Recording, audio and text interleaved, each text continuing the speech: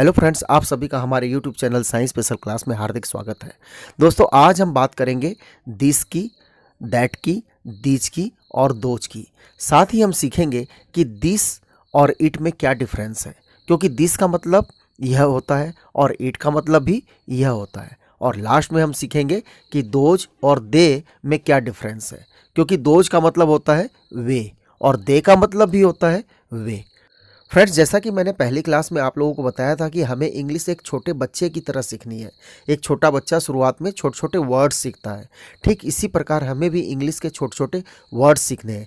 लेकिन साथ ही साथ हमें रूल्स भी सीखने हैं, नियम भी सीखने हैं कि किस वर्ड को किस प्रकार से इस्तेमाल करना है। जैसे कि उदाहरण के तौर पर मैं कहूँ कि ही इज अ गर्ल, वह एक लड़की है, तो यह बिल्कुल गलत है, क्योंकि हमें सभी को पता है कि लड़की के लिए हमें शी का इस्तेमाल करना है, ना कि ही का। सो फ्रेंड्स, हमें वर्ड्स की मीनिंग के साथ साथ नियम भी सीखने हैं। तो आइए शुरुआत करते हैं आज की साइंस स्पेशल क्लास। आइए सबसे पहले बात करते हैं दिस की। दिस का मतलब होता है यह। आइए इससे जुड़े हुए रूल्स देखते हैं। दिस का प्रयोग हम पास की चीज़ या व्यक्ति के लिए करते हैं जिसे हम टच कर सकते हैं, जिसको हम छू सकते हैं। इसका प्रयोग एक वचन के लिए किया जाता है। दिस का प्रयोग सजीव और निर्जीव दोनों के लिए किया जाता है, और साथ ही साथ मेल और फीमेल दोनों के केस में हम दिस का प्रयोग करते हैं। और दिस का प्रयोग करते वक्त हम इज का इस्तेमाल करते हैं प्रेजेंट में, यानी कि वर्तमान में। आइए कुछ एग्जाम्पल्स की सहायता से इसे समझते हैं। दिस इज राम, यह राम है। दिस इज सीता, यह सीता है। दिस इज अ कैट, यह एक बिल्ली है। दिस इज अ कंप्यूटर, यह एक कंप्यूटर है। दिस इज माई मोबाइल, यह मेरा मोबाइल है। दिस मोबाइल इज ओल्ड, यह मोबाइल पुराना है। सो फ्रेंड्स, इन सभी एग्जाम्पल्स में Ram, Sita, cat, computer, mobile, ये सभी हमारे पास में है और सिंगुलर है, इसलिए हमने दिस का प्रयोग किया है। और साथ ही साथ हमने इज का प्रयोग किया है। दिस के साथ हमने इज का प्रयोग किया है। तो आपको दिस का प्रयोग पास की चीज़ या व्यक्ति के लिए करना है, सिंगुलर के केस में करना है, सजीव और निर्जीव, मेल और फीमेल दोनों के केस में हम करेंगे, और दिस के साथ इज का प्रयोग करेंगे। फ्रेंड्स, दिस का अगला प्रयोग किया जाता है किसी का परिचय कराने के लिए। मान लीजिए आपका नाम राहुल है और आप अपने पापा के साथ किसी पार्टी में जाते हैं। आपके पापा के फ्रेंड वहाँ पर मिलते हैं जिनसे आप कभी नहीं मिले हैं, और आपके पापा आपको इंट्रोड्यूस कराते हैं। तो आपके पापा कहेंगे, this is Rahul my son. Friends, this का प्रयोग मोबाइल पर अपना परिचय देने के लिए भी किया जाता है। जैसे कि सपोज कीजिए आपका नाम है राकेश और आप किसी को फ़ोन मिला रहे हैं, तो आप कह सकते हैं, hello sir, this is Rakesh. या फिर आपका नाम है विनोद और आप एबीसी कंपनी में काम करते हैं, तो आप किसी से फ़ोन पर बात करेंगे तो आप कहेंगे, hello madam, this is Vinod from ABC company. Friends, this का प्रयोग हम डे, वीक, मंथ और ईयर के साथ भी करते हैं। जैसे हम कहते हैं ना कि मैं इस मंडे आऊँगा, या फिर इस हफ्ते आऊँगा, इसी महीने ये काम करूँगा, इसी साल मैं घूमने जाऊँगा। इस सेंस में हम दिस का प्रयोग करते हैं। आइए कुछ एग्जाम्पल्स की सहायता से समझते हैं। पहला एग्जाम्पल है, I have to take an exam this Monday, मुझे इस सोमवार को परीक्षा देनी है। अगला उदाहरण है, I have to take an exam this week, मुझे इस सप्ताह परीक्षा देनी है। अगला है, I have to take an exam this month, मुझे इस महीने परीक्षा देनी है। नेक्स्ट है, I have to take an exam this year, मुझे इस साल परीक्षा देनी है। तो इसके सेंस में हम दिस का प्रयोग करते हैं। फ्रेंड्स, दिस का प्रयोग हम तुलना करने के लिए भी करते हैं। जैसे कि which do you like, this one और दैट वन, आपको कौन सा पसंद है, यह वाला या फिर वो वाला। सो फ्रेंड, ये तो थे दिस के यूजेज, और आइए अब बात करते हैं दीज की। दीज का मतलब होता है ये। इसका इस्तेमाल हम बहुवचन के केस में करते हैं, यानी कि एक से ज़्यादा चीज़ों या व्यक्तियों के लिए दीज का इस्तेमाल किया जाता है। बाकी सब कुछ जैसा कि दिस के केस में है, वैसा ही दीज के केस में भी होता है। बस इसका इस्तेमाल हम बहुवचन के केस में करेंगे, और दीज के साथ हम आर का प्रयोग करेंगे। बाकी इसका इस्तेमाल भी पास की चीज़ों या व्यक्तियों के लिए किया जाता है जिसको हम टच कर सकते हैं। सजीव और निर्जीव दोनों केस में करते हैं, मेल और फीमेल दोनों के केस में किया जाता है। आइए कुछ एग्जांपल्स की सहायता से समझते हैं। दीज आर मैंगोज, ये आम है। दीज आर टॉयज, ये खिलौने हैं।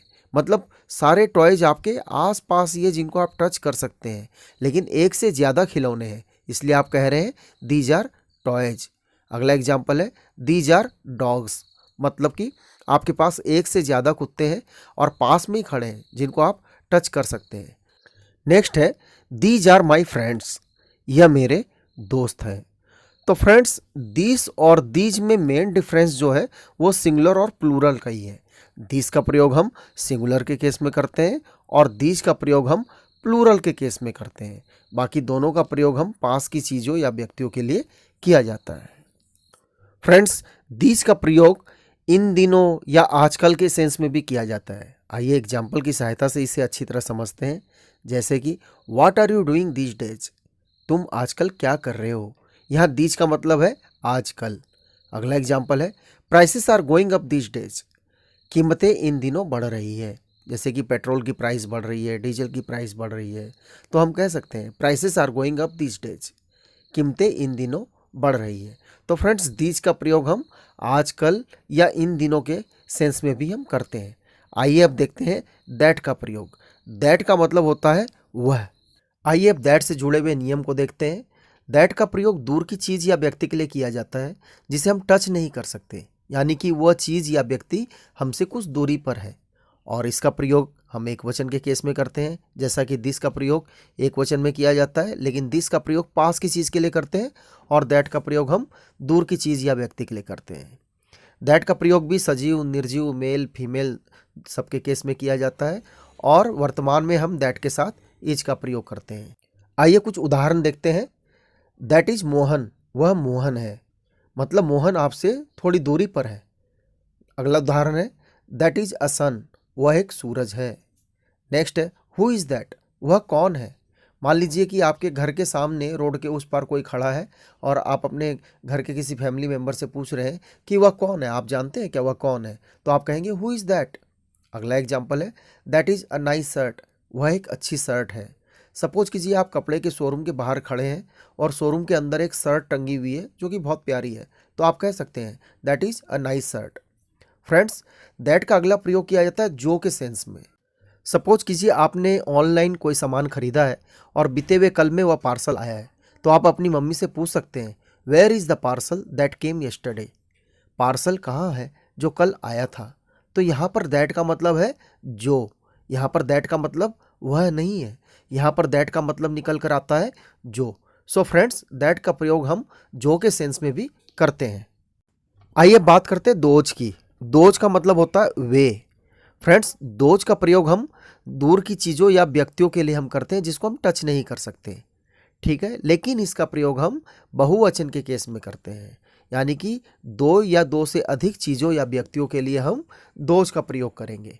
दैट का प्रयोग हम सिंगुलर के केस में करते हैं, लेकिन दोज का प्रयोग हम प्लूरल के केस में करते हैं। बाकी सब रूल सेम है, सजीव, निर्जीव, मेल, फीमेल सबके लिए हम दोज का प्रयोग करेंगे। हाँ, प्रेजेंट में अगर दोज की बात करेंगे तो हम दोज के साथ आर का प्रयोग करेंगे, जैसा कि हम दीज के केस में आर का प्रयोग करते हैं, ठीक उसी तरह दोज के साथ भी आर का प्रयोग करेंगे। आइए कुछ एग्जाम्पल्स लेते हैं। दोज आर माई पेरेंट्स, वे मेरे माता पिता हैं। सपोज कीजिए कि आप स्कूल में हैं और आपके मम्मी पापा मिलने आए हैं और आपसे थोड़ी दूर पर है, तो आप अपने फ्रेंड को कह सकते हैं कि दोज आर माई पेरेंट्स, वे मेरे मम्मी पापा हैं। नेक्स्ट है दोज आर टाइगर्स, वे बाघ हैं। सपोज आप जू गए हैं, चिड़ियाघर गए हैं और बाघ, कई सारे बाघ पिंजड़े में बंद है, तो आप बाघ के पास तो होंगे नहीं, बाघ से दूरी बनाकर ही आप खड़े होंगे, तो आप कहेंगे दोज आर टाइगर्स, वे बाघ हैं। अगला एग्जाम्पल है दोज आर काइट्स, वे पतंगे हैं। नेक्स्ट है दोज आर बुक्स, वे किताबें हैं। इट मीन्स बुक्स जो है आपके पास में नहीं है, वो आपसे दूर है। तो फ्रेंड्स ये तो बात थी दिस की, दैट की, दीज की और दोज की। अब आइए हम निष्कर्ष पर आते हैं। क्या निष्कर्ष निकल कर आता है, जो अभी तक हमने सीखा है उसका निष्कर्ष, उसका कंक्लूजन क्या है वो समझते हैं। फ्रेंड्स दिस और दीज ये दोनों का प्रयोग हम पास के लिए करते हैं और दैट और दोज का प्रयोग हम दूर के लिए करते हैं। फ्रेंड्स दिस और दैट का प्रयोग एक वचन के केस में होता है, यानी कि सिंगुलर के केस में होता है, एक चीज़ या एक व्यक्ति के लिए। और दिस और दैट के साथ, क्योंकि ये सिंगुलर है इसलिए हम ईच का प्रयोग करेंगे प्रेजेंट में।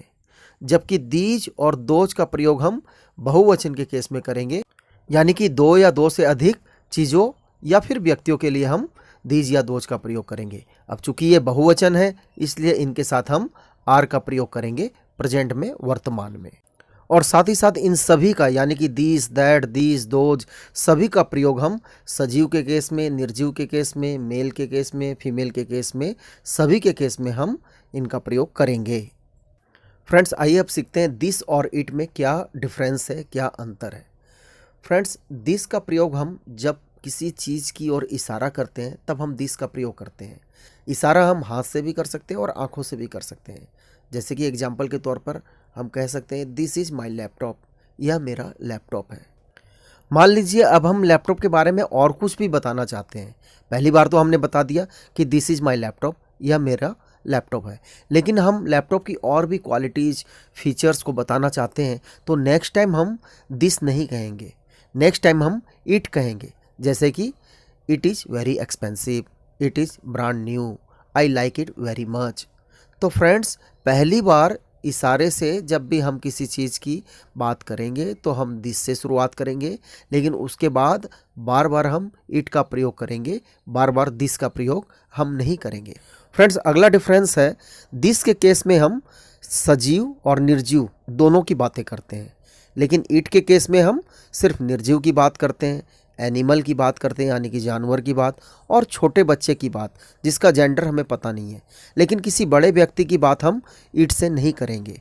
जैसे कि दिस इज़ श्याम, यह श्याम है, हम ऐसा नहीं कहेंगे कि इट इज़ श्याम। अगर हम इट इज़ श्याम कहते हैं तो यह गलत है। हालांकि फ्रेंड सर्किल में इनफॉर्मल वे में लोग बातें करते हैं इट लगाकर, लेकिन हमें इट नहीं लगाना चाहिए। सही सेंटेंस है दिस इज श्याम, यह श्याम है। आइए अब दिस और इट के लास्ट डिफरेंस की बात करते हैं। फ्रेंड्स कई बार हम अपनी चीज़ों के बारे में बात करते हैं, जैसे कहते हैं ना कि हम यह चीज़ मेरी है, यह लैपटॉप मेरा है, यह मोबाइल मेरा है, यह टीवी मेरी है, यह घर मेरा है। तो ऐसे केसेस में इट का प्रयोग बिल्कुल नहीं करेंगे। आइए एग्जाम्पल की सहायता से समझते हैं। This laptop is mine means यह लैपटॉप मेरा है, लेकिन हम बिल्कुल भी यह नहीं कहेंगे कि it laptop is mine. Friends अब हम बात करेंगे दोज और दे के डिफरेंस की, क्योंकि दोज का मतलब भी होता है वे और दे का मतलब भी होता है वे। तो आइए दोज और दे के डिफरेंस को अच्छी तरह से समझते हैं।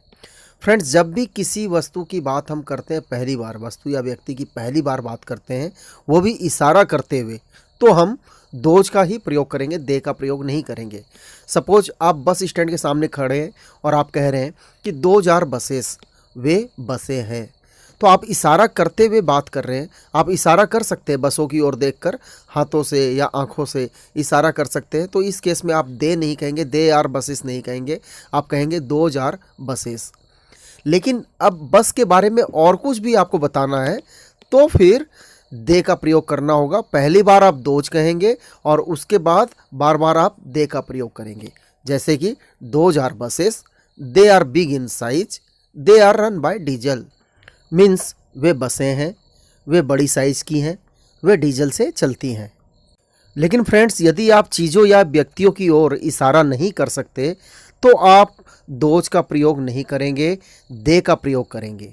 जैसे कि मान लीजिए आपके मम्मी और पापा मुंबई में हैं और आप दिल्ली में हैं और वे मुंबई एयरपोर्ट से फ़्लाइट से दिल्ली आ रहे हैं। तो आप दिल्ली में बैठे बैठे मुंबई एयरपोर्ट की ओर इशारा नहीं कर सकते कि 2000 माई मम्मी एंड पापा, 2000 कमिंग बाय फ्लाइट, ऐसा नहीं कह सकते। आप क्या कहेंगे, mummy and papa are in Mumbai, मम्मी और पापा मुंबई में हैं, they are coming by flight, वे फ्लाइट से आ रहे हैं। फ्रेंड्स यहाँ पर आप दोज का प्रयोग नहीं कर सकते। आप यह नहीं कह सकते कि 2000 कमिंग बाय फ्लाइट। क्यों? क्योंकि आप हाथों से इशारा कर कर नहीं बता सकते कि वे मम्मी पापा हैं, वे देखो फ्लाइट से आ रहे हैं, क्योंकि आप दिल्ली में हैं और मम्मी पापा फ्लाइट में हैं, काफ़ी दूरी है, यहाँ पर आपका इशारा नहीं चलेगा। सो फ्रेंड्स ये तो थी आज की क्लास जहाँ हमने सीखा कि किस प्रकार दिस, दैट, दीज, दोज का प्रयोग करना है और ईट और दिस में क्या डिफरेंस है, दोज और दे में क्या डिफरेंस है। तो फ्रेंड्स वीडियो यदि अच्छा लगा तो वीडियो को लाइक करें और वीडियो को ज़्यादा से ज़्यादा शेयर करें ताकि यह वीडियो ज़रूरतमंद लोगों तक पहुंच सके। और हाँ, यदि आपने चैनल को सब्सक्राइब नहीं किया है तो ज़रूर से सब्सक्राइब करें और बेल बटन को प्रेस करें ताकि आने वाले वीडियोज़ के बारे में आपको जानकारी मिल सके। Thank you very much for watching this video.